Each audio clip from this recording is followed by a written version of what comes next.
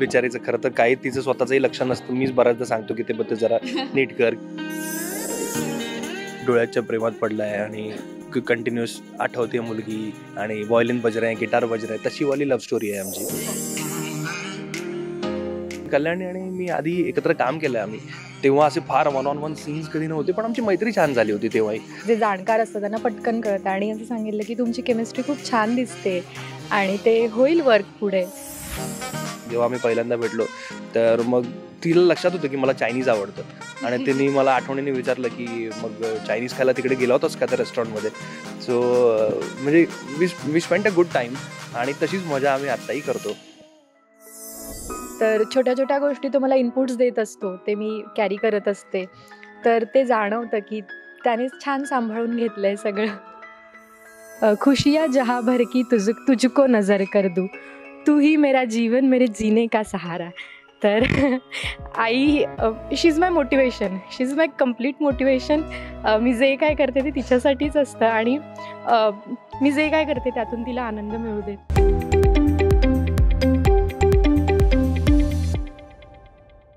So मुलगी पसंत आहे पण मुलीच्या डिमांड्स खूप आहेत. संग्राम, हे काय म्हणजे आयुष्यात एवढ्या मालिका केल्या पण या मॅडमच्या डिमांड्स कर्ल्स नाही आहेत माझे, हे नाही ते नाही, काय म्हणजे? नाही बिचारीचं खरं तर काही तिचं स्वतःचंही लक्ष नसतं. मीच बऱ्याचदा सांगतो की ते बघ जरा नीट कर, किंवा हर्षदाताई सांगत असते. मग हर्षदाताई बघून काही गोष्टी की अरे ही ज्वेलरी का नाही आहे, मग ती स्वतःच्या डब्यातून आणून तिला सगळं ते नीट करून देणं वगैरे, असं तिचं काही फार लक्ष नसतं. तसं मुलगी थोडी धांदरट आहे असं काहीतरी पाहिजे का? नाही, खरं तर नाही, खूपच शिस्तबद्ध आहे मुलगी. खरं तर खूप साधी सिंपल आणि एकदम पॉइज्ड आहे ती. मुली काय झालं आज मुली तुला का अशी थोडंसं की बाबा कर्ल्स माझे नीट नाही आहेत, मी कशी दिसते? नाही, असं जर असं वाटलं की छान म्हणजे आहे ना ते मेंटेन, असा एक कन्सर्न होता. खरी गंमत माहिती आहे का तुला, म्हणजे मेड्युसाचे कर्ल्स कसे असतात तसे तिचे ओरिजिनल कर्ल्स आहेत आणि ते आर्टिफिशियल केल्यामुळे मग एक तर हे केलंय मग ते नीटही नाहीये असं तिचं झालंय. कारण तिचे प्रॉपर मॅगी नूडल सारखे करली केस आहेत ओरिजिनली. नक्कीच बघायला पाहिजे ओरिजिनल लुक. तुझं इन्स्टा प्रोफाईलला आहेत माझे ओरिजिनल कर्ल्स. वाढवायचं चालू. सो मुलगी पसंत या मालिकेच्या सेटवर आहोत आणि नवीन जोडी, नवीन मालिका. कसं वाटतं? पहिलं पाठीमागे टर्न करून बघ, पोस्टरमध्ये तू कोणाच्या बाजूला बसली आहे, तोरा बघ तुझा कसा आहे. खूप छान वाटतंय. मी हेच म्हणाले की ताई जेव्हा आहेत मालिकेत हे जेव्हा कळलं तेव्हा इतका आनंद झाला ना, कारण मला एक माहिती होतं की माझ्यापेक्षा माझ्या आईला जास्त आनंद होणार आहे आणि अशा या कलाकारांबरोबर काम करायला मिळणं म्हणजे इट्स अ ब्लेसिंग. ताईंना जेव्हा मी पहिल्यांदा भेटले त्यावेळी मी ताईंना हे म्हणाले की ताई यू आर ब्लेसिंग. मला अजून आठवते त्या आमच्या सेटच्या सोफ्यावर बसल्या होत्या आणि मी त्यांना हेच म्हणाले, ताई यू आर माय ब्लेसिंग. संग्रामला मी आधीपासून ओळखत होते त्यामुळे त्याच्याबरोबर एक वेगळा कम्फर्ट होता आणि एवढं माहिती होतं की जे काय सीन्स आम्ही करू ते खूप छान रंगतील आणि त्या कम्फर्टने ते स्क्रीनसाठी क्रिएट होतील. तर छान वाटतंय. बरं मला सांग, कशा पद्धतीने म्हणजे तुझी आणि हर्षदाची पहिली भेट आणि तू बोलायला गेलीस, ताई बोलायला आला, काय होती ती पहिली भेट? कशी होती तुझी आणि ताईची स्पेशल? हर्षदाताई, त्यांचा ऑरा, त्यांची एनर्जी, त्यांचा प्रेमळ स्वभाव, त्या आल्या ते रिफ्लेक्ट होत असतं आणि आम्ही सगळे असे शांत बसलो होतो सोफ्यावर वर्कशॉपच्या दिवशी आणि ताई आल्या आणि सगळे अशी टर्न आउट काहीतरी झालं छान, विथ फुल ऑफ एनर्जी आणि खूप अशी गंमत. त्या खाऊ घेऊन आल्या सगळ्यांसाठी आणि त्या म्हणाल्या, मी आणि श्रावणी होतो, माझ्या बहिणीचं जे कॅरेक्टर आहे जुई, तर त्या म्हणाल्या त्यांनी स्वीट्स आणलेले तर माझ्या हिरोईन्सना द्या आधी, त्यांचं लाड करू द्या. आणि त्या नेहमी जितक्या लाड करतात तितकी काळजी पण घेतात आमची, म्हणजे इतर वेजने सुद्धा, म्हणजे जसं सांगोने सांगितलं की ज्वेलरीसाठी सुद्धा की नाही हे छान दिसेल, जा पटकन आण माझ्या मेकअप रूममध्ये जाऊन. तर त्या खूप छोट्या छोट्या गोष्टींची काळजी. त्यांचा राग पाहिला नाही का हिने? नाही अजून, तसं मी पण नाही पाहिलंय खरं एवढ्या वर्षात. ते चिडतात आणि शांतही होतात तसंच लगेच, आणि कधी कधी ते खोट्याही चिडतात. कशाला सांगितलं, आपण प्रँक करणार होतो ना हिच्यावर. नाही, ती तेवढी हुशार आहे. हो, मी आधीच सांगितलंय की पुढच्या वेळी काही झालं तर मला माहिती असेल, मी म्हणेन हा प्रँक आहे. कारण ऑलरेडी 2 प्रँक झालेत आमच्या सेटवर. एक श्रावणी बरोबर झाला आणि एक देवेन म्हणजे अक्षय बरोबर झाला.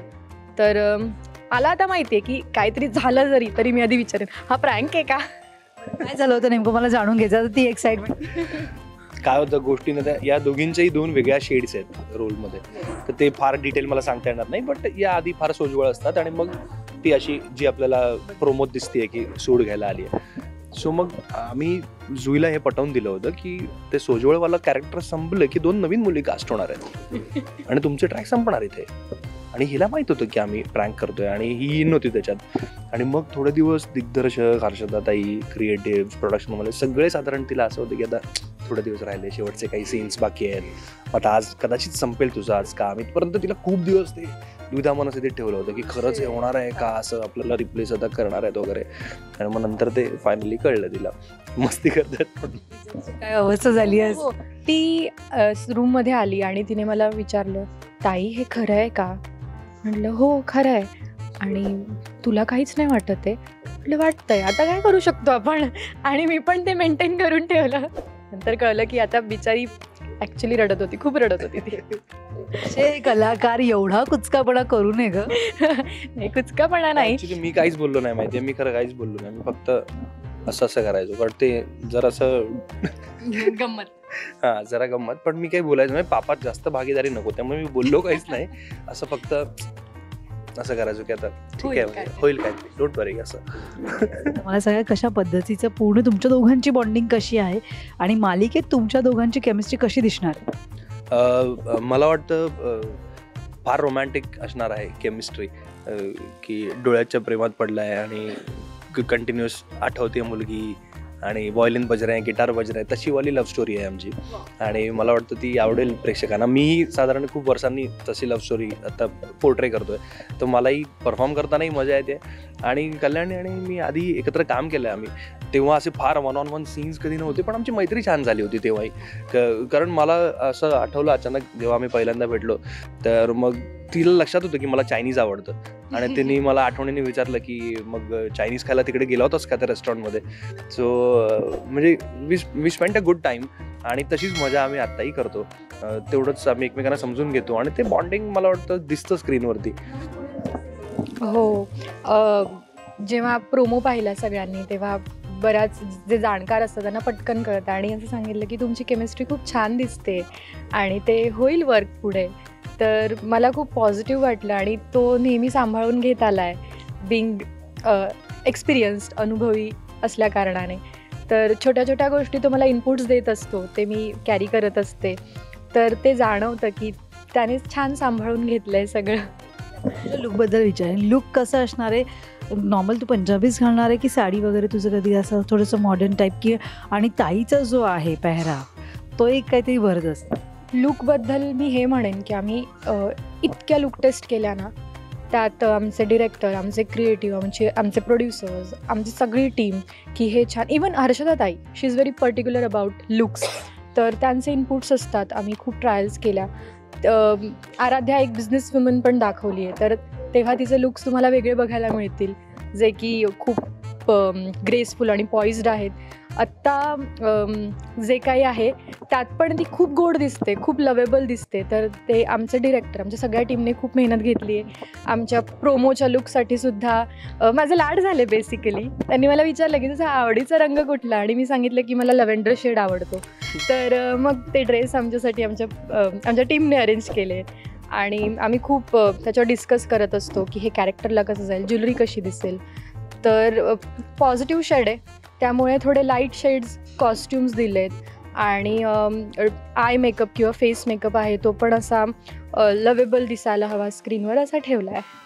आता मला सांगशील, ज्या पद्धतीने आत्तापर्यंत हर्षदाताईबरोबर जेवढ्या अभिनेत्री होत्या त्यांनी सगळ्यांनी साडी वगैरे एक अटायर कॅरी केला, मराठमोळी नथ आणि हे सगळं कॅरी केलं.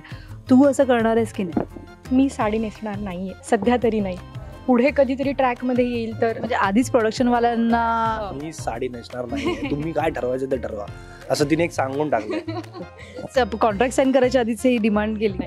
हे आमचं डिस्कशन झालं होतं, त्यावरनं मला एक अंदाज आला की साडी कुठेही नाही आहे. जर पुढचा कुठला ट्रॅक आणि कॉस्ट्युम वाईज जर काही चेंज होत असेल तर असू शकते, पण सध्या नाही आहे. तो आनंद आहे तुला. नाही, साडी मला आवडते. मी कुठलाही कॉस्ट्युम कॅरी करू शकते तितक्याच आनंदाने.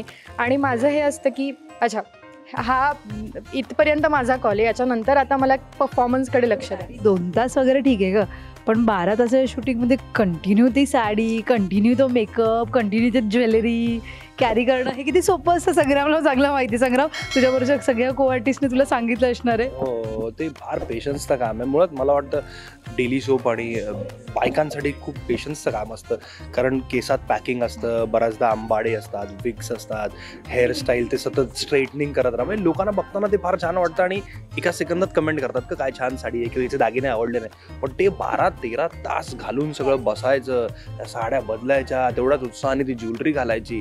म्हणजे तुला माहिती आहे ॲट टाइम्स खऱ्या फंक्शन्समध्ये जाताना ती आवडी कमी होत असेल. सो त्यांना खरंच हॅट्स ऑफ आहे त्यात. बायकांना सगळ्यात स्पेशली. बरं, याआधी पण मी हिस्टॉरिक केलं आहे, त्यामुळे मला एक अंदाज आहे. ते खूप कठीण असतं कॅरी करणं. कधी कधी वीकचा त्रास होतो किंवा छोट्या छोट्या गोष्टी असतात, त्या आपल्याला कॅरी कराव्याच लागतात आणि ते स्क्रीनवर कुठेही दिसता कामा नये. So that's the task of actor. तुझ्या आईने जेव्हा पहिल्यांदा प्रोमो बघितला हर्षदा खानविलकर सोबत, काय रिॲक्शन होती मम्माची?